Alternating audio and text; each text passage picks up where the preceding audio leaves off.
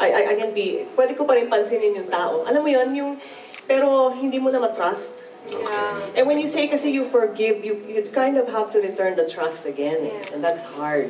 So unless I've seen that the person is willing to receive that forgiveness again and is ready to receive my trust again, then that's the only time I can really give it.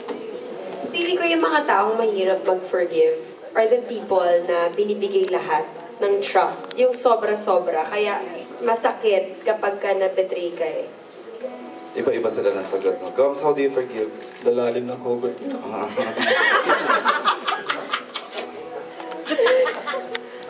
Hindi. Yun yung gusto kong, well, based on what Don said. Based on what Don said. Hindi na to yung kanilang sa pelikula, ate, sa forgiveness and ano, okay. Based on what you said, kung ilalagay ko sarili ko doon, most likely you've forgiven me already. Oh. Have you? But, Have you forgiven him already? I'm sure. He hasn't asked for forgiveness. Oh my goodness, how many... Tagal na nun, ha? Meron ba yun? Now, you should start I don't even remember that. Now is the right He time. asked for forgiveness and he's not accepting. Now is the right time. Okay, we're going to watch while you ask Or for did I at least say forgiveness. sorry? Yes, yes. I did. You said sorry for just the way I feel. I'm sorry. That's different. Ikaw yung... I asked for forgiveness doon. Exactly for what? Ano ba ginawa ko? Scared ako doon. Sandali lang. On that last question, sorry. All this time, nag-acting na tayo. Listen, you're the one that chose to base it from what I said, okay? You didn't have to. Oh my God! Say, Tulala naman ako doon. Tulalay. True. Say sorry na kayo, go. Sorry. Sorry na ako dati. For what yan?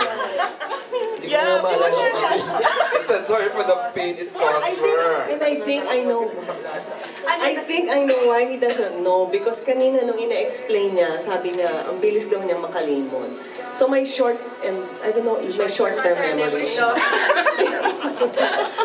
Which works for you. Selective lang. Yeah, selective. It works for him. Baka magkabali ka ng lingay. You cheated, Sorry lang, joke. Ang init naman dito. Kukulit na ang trailer, Ano nakakaloka. pa nagkakatuwaan lang tayo? Tapos Doon na talaga ako. Sure, doon na si May. Okay, are we good na? Nako. Okay, with that last question, thank you for that question.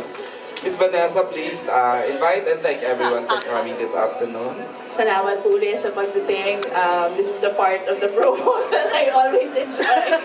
I always say that in every vlog ko. So thank you for coming and thank you for helping us promote the movie. Thanks, Miss Van. Direct Noel Naval. Thank you po for this very nice conversation that we had. Sobrang akong nag-enjoy and thank you for coming. I hope you watch the movie. Thank You you. will definitely. Miss Bea Alonzo, please. Ayan, maraming salamat. Again, nag-enjoy ako. Just like in every vloggers conference na inaattend ko. Kagaya na Ate Van, nilook forward ko talaga to every promo ng pelikula, believe it or not. I really enjoy it. But sana po tulungan nyo kami na ma-promote ng pelikula na to through your vlogs. And yun, salamat. Have a good day. Thank you, Bea. Gomes, please. Thank you so much for being here, for joining us. It was a wonderful afternoon. I hope you had a good time. Siguro starting tomorrow, we'll be reading your vlogs. Yeah. Bigyan naman kami ng copy ng mga vlogs niyo, so we'll be reading them. Thank you so much. Thank you, Papa Gomes. And of course, Miss Dawn Zuel. Thank you so very much. Thank you all for coming. It's, like I said, my first time in a bloggers conference and I thoroughly enjoyed it. Thank you so much and I hope I meet you again all soon. Yeah. Yeah, Thanks. definitely. Thank you. And from Star Cinema, The Love Affair, August 12 in cinemas nationwide. Enjoy the rest of the afternoon, everyone. Thank you.